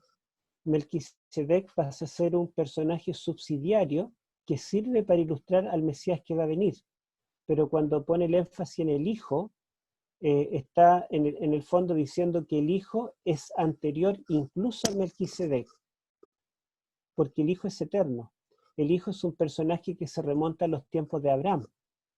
Perdón, Melquisedec es un personaje que se remonta a los tiempos de Abraham, pero el Hijo es anterior, aunque el sacerdocio de Cristo es posterior, porque el sacerdocio de Cristo comienza después de su encarnación y ascensión. Y el otro detalle de antecedentes históricos de Melquisedec en forma particular no se ha encontrado, pero sí se ha encontrado, como digo, los nombres de Kedorlaomer, Vera y todos esos nombres de esos reyes, los 5 contra los 4, se han encontrado antecedentes. Las mismas ciudades que menciona allí también, Sodoma, Gomorra, que son ciudades que no existen ni en la geografía ni en la historia, ahora se sabe que existen porque documentos arqueológicos de otras ciudades cananeas anteriores a Abraham mencionan esas ciudades, a Sodoma y a Gomorra. Y sabemos que no existen en la geografía ni en la historia posterior porque fueron completamente destruidas, desaparecieron. Por lo tanto, hay antecedentes arqueológicos e históricos que corroboran la historicidad del capítulo 14 del Génesis. Y hay detalles muy interesantes, que yo lo menciono en mi libro, que por ejemplo al rey de los hititas le llama rey de las naciones en Génesis 14. Pero sabemos que los hititas era un imperio en el mundo antiguo. Sin embargo, justo en ese tiempo, en el tiempo de Abraham, el imperio hitita había sido desarmado, desarticulado. Entonces el territorio que ahora se llama Turquía, ese territorio estaba lleno de distintas naciones que estaban divididas. E interesantemente, el rey de los hititas no es llamado rey de los hititas, sino rey de las naciones. ¿Y cómo sabemos que ese rey es hitita? Porque el nombre de él es un nombre común en la dinastía de los reyes hititas, que no se usa en otras culturas porque ellos tienen un idioma propio. Así que varios de esos detalles demuestran la historicidad del capítulo 14 del libro del Génesis. Y eso nos da confianza para pensar que Melquisedec también fue un personaje histórico. Y la verdad es que en todo el Antiguo Testamento solo hay 5 versículos que hablan de Melquisedec, 4 en Génesis y 1 en el Salmo 110.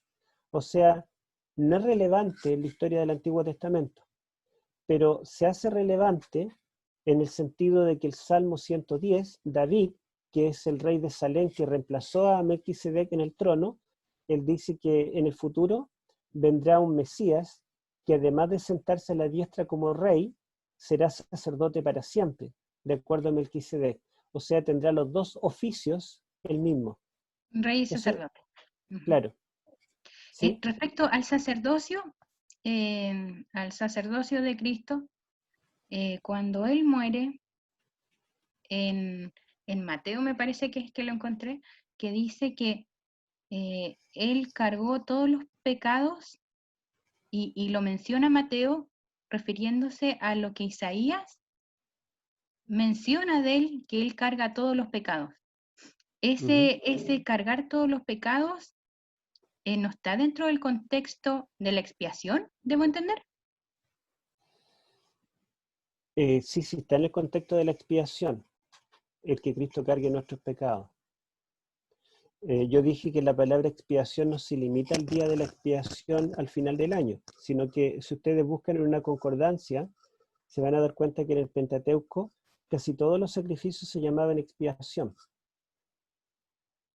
Nosotros a veces como que no hemos leído mucho la Biblia y solamente nos basamos en algún curso bíblico que recibimos alguna vez y separamos el ministerio en el lugar santo y el día de la expiación, y pensamos que expiación se limita a eso.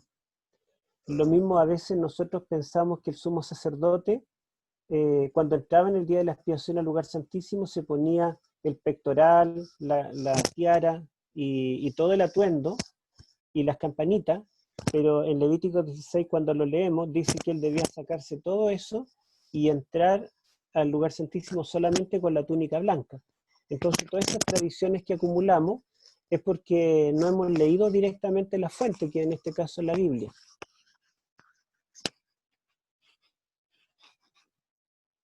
Entonces, en el Getsemaní, donde Él carga los pecados, ¿está simbolizando cuál figura? ¿Es simplemente el cordero o es simplemente el macho cabrío? Si ustedes recuerdan, los sacrificios del Antiguo Testamento está bastante bien explicado allí en Levíticos capítulo 4. Dice que cuando una persona pecaba, tomaba un animalito, lo llevaba al santuario y ponía sus manos sobre la cabeza del animal. Confesaba sus pecados, o sea, había como un traspaso, mi pecado, yo pequé, pero pongo las manos en la cabeza del animal y estoy traspasando mi pecado al animal, y luego el animal queda culpable. El animal carga mi pecado, por lo tanto ahora yo lo mato, y al matarlo yo soy expiado, porque mi pecado se elimina a través de la muerte de ese animal. Y cuando en Getsemaní Cristo carga con nuestros pecados, es equivalente a cuando el pecador ponía las manos en la cabeza del animal. Es un animal que no tiene culpa, no fue el animal el que pecó, ¿cierto? Allí me dicen una transferencia de pecado. Entonces, así también en Getsemaní, nuestros pecados fueron transferidos o cargados sobre Cristo. Él decidió cargar con nuestros pecados. Y cuando muere en la cruz, muere como un pecador. Pero no porque él haya pecado, sino porque nuestros pecados fueron imputados sobre él. Y por eso también allí Jesús se compara con la serpiente. ¿Se acuerdan en Juan capítulo 3, versículo 14? Como Moisés levantó la serpiente en el desierto. Y la serpiente es una figura que en Génesis, en el Pentateuco, representa al enemigo de Dios. Pero la verdad es que él se hizo enemigo se hizo por nosotros pecado, como dice Pablo también, porque Él está llevando nuestro pecado. Él estuvo cargado de pecado. El ser más lleno de pecado, en este caso, fue Él.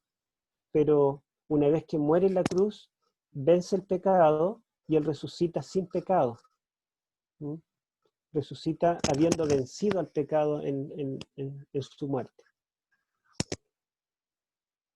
Hola Héctor, quería hacer una pregunta. Sí, Patricio. Mira, hay una pregunta en el chat que creo que es interesante poder explicarla porque hoy día hay mucha controversia dentro de la iglesia y fuera también con respecto a la naturaleza de Cristo. Y frente a eso se han levantado, de hecho, varios movimientos, sobre todo este último tiempo, el movimiento perfeccionista de la última generación. Y sería interesante, por ejemplo, ver un poco la siguiente pregunta que se planteaba en el chat, que era si Cristo tomó una naturaleza antes de la caída o después de la caída, o ninguna de las anteriores, sino como dice el pastor y doctor en teología René Dupertuis, monógeno en el fondo, y que él vino a hacer algo especial. Entonces, frente a esa pregunta, mencionar que hoy día algunos postulan que tomó la naturaleza antes de la... Y con ese punto argumentan y toman muchos escritos de 1880 de Vago y Jones, donde ellos postulaban que Cristo tomó una naturaleza pecaminosa. En ese sentido, Él es nuestro ejemplo y podemos igualar a Cristo y llegar a dejar de pecar antes de que Cristo venga. Frente a ese tipo de circunstancias y lo que está ocurriendo hoy día, ¿cuál es tu opinión de acuerdo a la Escritura, de acuerdo a lo que se planteó hoy día de Hebreos? Bueno, es un tema muy largo, pero lo voy a decir muy breve. Jesucristo toma la naturaleza del Adán no caído, porque Él no tuvo pecado ni tendencia al mal. Sin embargo, Jesucristo nació mucho después de la caída de Adán. Por lo tanto, Él viene con la estatura de un hombre común, viene con la posibilidad de enfermarse y incluso de morir. El primer Adán no iba a morir antes de que hubiera pecado. Por lo tanto, Cristo tiene la naturaleza moral del Adán antes de la caída, pero la naturaleza física del Adán después de la caída. Lo digo muy breve, pero la verdad es que hay mucho que decir. Vi otra pregunta en el chat que dice ¿qué material arqueológico recomendaría para poder conocer un poquito la historia de los tiempos bíblicos? Y yo les recomiendo este libro, que es una Biblia. A ver, ahí.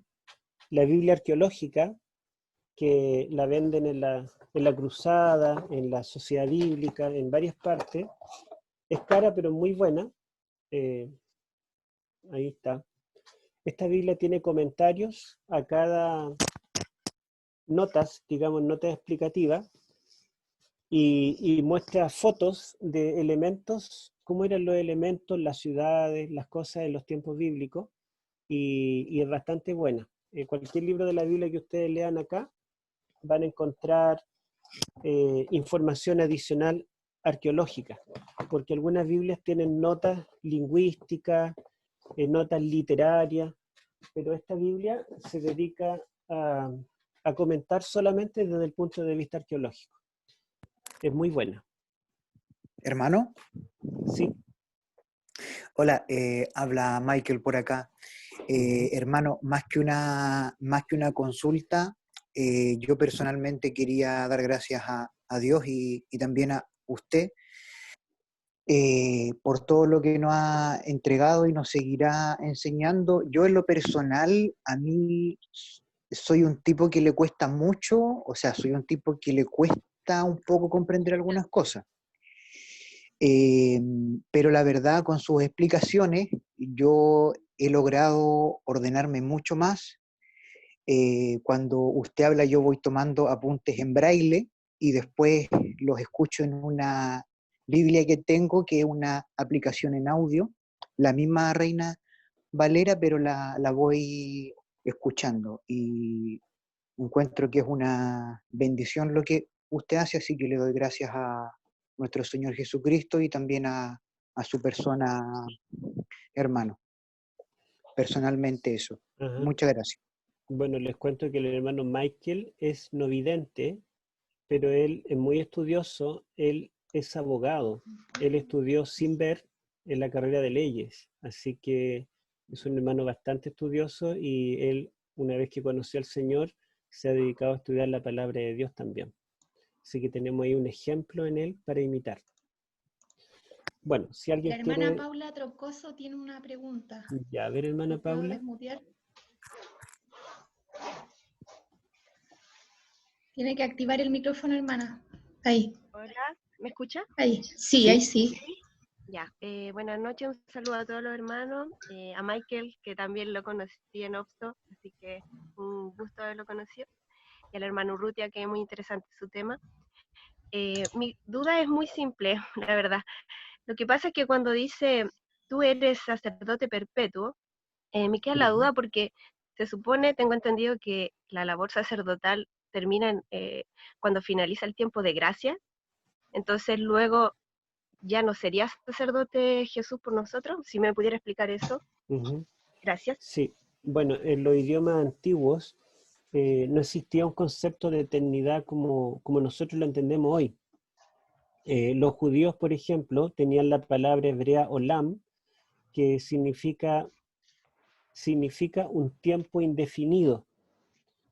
Cuando se aplica esa palabra a Dios, se traduce como eterno, pero no hay un término en hebreo que signifique eterno en el sentido de un tiempo sin fin. Pero cuando la palabra olam se aplica a otra situación o a otra persona, se traduce en otra forma. Por ejemplo, en Números, el libro de Números, dice que cuando un esclavo, después del jubileo, tenía derecho a la libertad, pero él ya tenía su edad y en la casa del amo tenía su familia, su casa, todo, y él no quería la libertad, dice que debía el amo perforarle el lóbulo de la oreja y él se transformaba en un esclavo eterno. En hebreo dice olam, pero ahí no se traduce eterno, porque sabemos que no va a ser eternamente esclavo, sino hasta que muera. Es un tiempo limitado.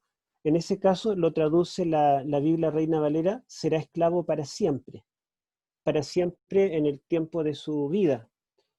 Por lo tanto, no hay una palabra que signifique eterno en el sentido de los griegos, que tienen conceptos, digamos, más precisos para esto.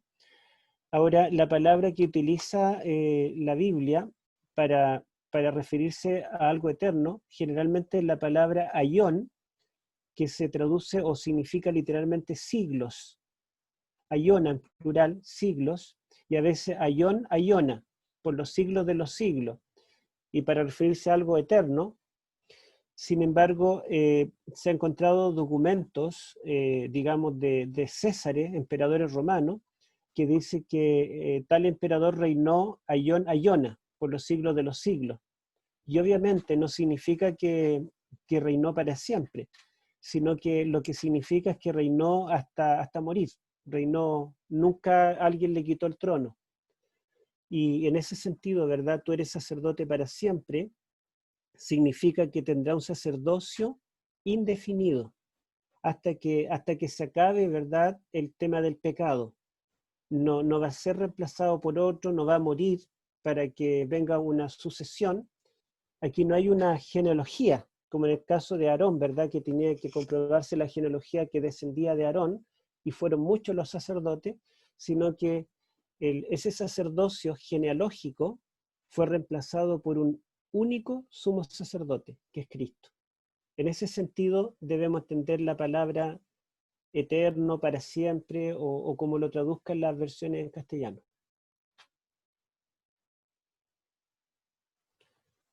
Pastor, yo tengo una consulta. Sí.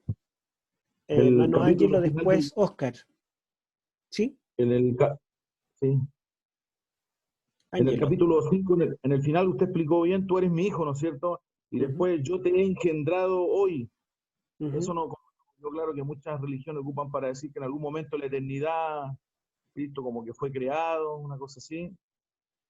Claro, eso lo explicamos, no sé si ayer o anteayer parece, lo explicamos que el Salmo 2.7, claro, está hablando de engendrado, no en el momento en que David nació, sino en el momento que ocupó el trono, porque Ujú. Dios lo consideró hijo propio en el momento que reina, ya que Dios es el rey de su pueblo. Entonces el rey que ocupa el trono, Dios le llama hijo en el momento que es entronizado y dice, hoy yo te engendro. Pero él ya estaba vivo, ya existía hace 30 años, pero Dios le dijo, yo te engendro hoy. Y ese salmo es citado acá, pero no es citado para un momento en que Cristo tuvo un comienzo, supuestamente, sino que es citado en el momento que Cristo comienza su ministerio como sumo sacerdote en el santuario celestial. Más explicado está allí, y también en mi libro el Espíritu Santo y la pluralidad de Dios tengo una sección donde analizo Hebreos capítulo 1. Analizo allí lo que significa el engendrado. Gracias, pastor. Ujú. Me quedó claro. Había un hermano, parece que el hermano Oscar, si no me equivoco, que estaba diciendo que él tenía una opinión. A ver, ¿está por ahí? Sí, Hermano Oscar Vargas. ¿sí se Ya. escucha? ¿Sí? Sí. Hermano Héctor, bueno, agradecer Ujú. sus exposiciones. La verdad que para mí ha sido un refrigerio el escuchar y aprender. Yo por lo menos llevo al menos cerca de 2 meses estudiando algunas presentaciones suyas. Y Ujú. bueno, usted bien sabe que hace poco también adquirí algunos libros porque me interesaba conocer más. Bueno, decir algo que me parece importante y refiriéndome un poco a lo que usted mencionó. Yo soy adventista de cuna. Y en cierta medida lo que usted declaró acerca de esa actitud un poco, no sé si dejada, floja, no sé cómo decirlo que no suene despectivo, pero en cierta medida hemos sido un poco remolones en cuanto a la investigación más de la Escritura.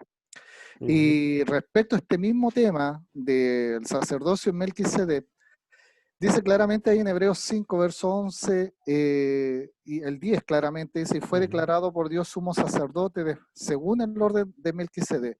Pero el 11 dice, acerca de esto tenemos mucho que decir y difícil de explicar, por cuanto os habéis hecho tardos para oír, porque debiendo ser ya maestros después de tanto tiempo, tenéis necesidad de que os vuelva a enseñar cuáles son los primeros rudimentos de la palabra de Dios. Bueno, y sigue el texto. Ujú. Quizás Sí, refleja un poco nuestra realidad, que no nos hemos claro. dado el tiempo de analizar más. En mucho tiempo, en mi juventud, yo tenía aversión a los libros apocalípticos o proféticos, porque siempre estaban llenos de tanto misticismo y de tanto artefacto que me impedían entenderlo en plenitud. Sin embargo, un pastor me dice, Óscar, así como hay personas que explican las profecías en forma errada, o hay falsos profetas, deberían haber verdaderos profetas también. Y en cierta medida habría que dedicar el tiempo al estudio. Y en eso quiero Ujú. agradecer por eso, porque hay siervos del Señor que han destinado tiempo a estudiar también. Así que eso, pastor. Sí, bueno, gracias hermano. Digamos, yo leí hasta la exposición de la palabra, que es, digamos, cómo él explica el sacerdocio de Cristo a la luz del Salmo 110:4. Pero desde el versículo 11 en adelante comienza la parte exhortativa. Y la verdad es que un sermón solo con exposición no es suficiente. Necesitamos también la exhortación del predicador. Y bueno, yo les recomiendo que ustedes lean los capítulos completos, ¿verdad? Yo leo una parte por el tiempo, pero ustedes sigan leyendo porque van a encontrar que el apóstol no solamente está preocupado en dar contenido, sino que él también quiere exhortar y aplicar lo que acaba de enseñar a la vida personal, que eso es muy importante, porque Hebreo no fue escrito solamente para gente que vivió 2000 años atrás, sino que también escribe para nosotros. Y como dice nuestro hermano, ¿verdad? No solamente ellos en ese tiempo eran dejados para estudiar, sino nosotros también. Lamentablemente, eh, el enemigo nos invade con entretenciones, con aparatos, con muchas cosas, información que nos consume el tiempo y no estudiamos la Biblia. hubo un tiempo en que la Biblia estaba prohibida y una persona que tenía su Biblia o la leía arriesgaba la vida, pero sin embargo ahora todos tenemos Biblia, sin embargo no la estudiamos. Así que el enemigo, como ya no logró quitarnos la Biblia, ahora nos quita el tiempo, o más bien nos distrae para que no estudiemos. Y es muy importante que nosotros estudiemos estos temas, porque muy pronto ustedes tendrán que defender estas verdades ante teólogos, ante jueces, y no voy a estar yo, no va a estar el pastor, no va a estar el teólogo, ni el profesor de teología para hacerle una llamada, sino que vamos a estar nosotros solos frente a alguien que a lo mejor va a dominar mucho más que nosotros, y vamos a necesitar conocer la Biblia. Vi que alguien aquí quería decir algo. A ver, ¿alguien había levantado la mano o no? Yo, pastor. ¿Sí? Mira, respecto a eso, la verdad es que yo estoy hace poco en la iglesia, estoy hace poco participando, y ha sido una bendición en realidad porque he aprendido bastante. Si bien traía conocimientos de antes, he logrado profundizar estos conocimientos para poder defender en el fondo la fe que tengo ahora. Y la verdad es que soy del grupo que nos cuesta hacernos tiempo para leer la Biblia. Pero, y esto lo doy como, digamos, una herramienta para todos los que tenemos o nos encontramos dentro de este grupo. En YouTube está la versión Reina Valera hablada, leída por otra persona, y uno haciendo cualquier otra cosa, la puede escuchar y le puede tomar atención tal cual como si la estuviera leyendo. Obviamente siempre es lo ideal poder leerla, pero si no está el tiempo, es una buena herramienta para, en vez de estar escuchando música o estar haciendo cualquier otra cosa, leerla o tener conocimiento de la escritura. Sí. Eso. Es bueno también escuchar a veces una versión más moderna, no porque sea más fiel al original, sino porque es más entendible. Podemos entender, usamos ambas versiones, ¿verdad? Una que sea bien fiel al original y otra también que sea como bien entendible a un castellano moderno, como la Dios habla hoy, la nueva versión internacional, algunas veces. Bueno, no sé qué hora es. Nos quedan todavía unos minutos para las 10. Si alguien quiere opinar, preguntar.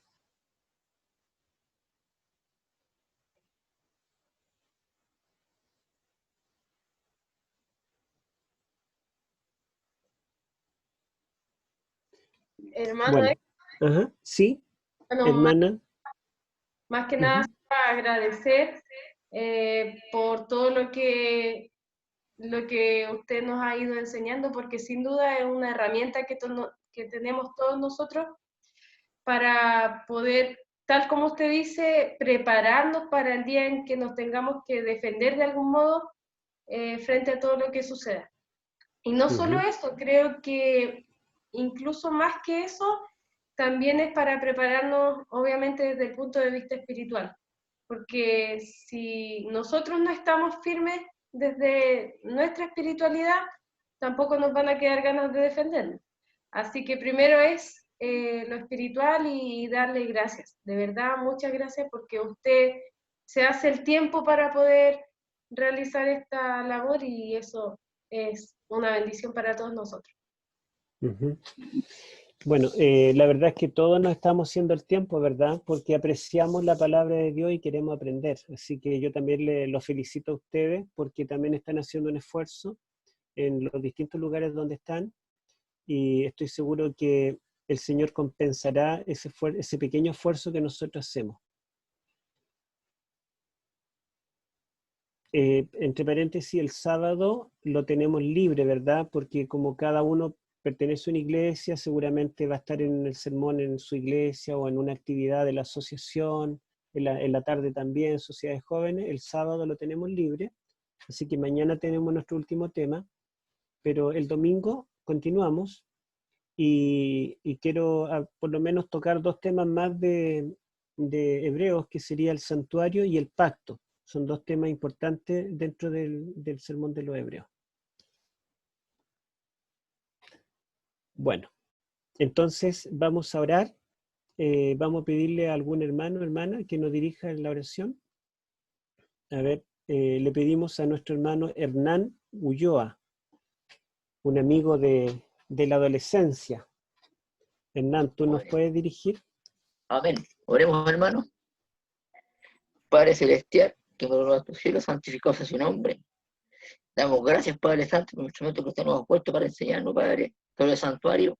Le pedimos, Padre, por todos mis hermanos que están participando, que usted los bendiga, que usted les dé sabiduría y que también nos acompañe esta noche, Señor, que nos cuide y por nuestros hermanos que nos enseñe, Padre Santo. Que usted les dé sabiduría para hacer a la y así, Padre, a todos nuestros hermanos. Lo pedimos por amor al Señor nuestro. Amén. Amén. Bueno, hermanos, que Dios les bendiga, que descansen. Amén. Muchas gracias, doctor. Nos vemos, chao. Bye, bye. Chao, Héctor, gracias. Muchas gracias. Chao, chao. Chao, buenas noches. Chao, hermanos. Descansen. Chao, gracias. Bueno, Yanicua.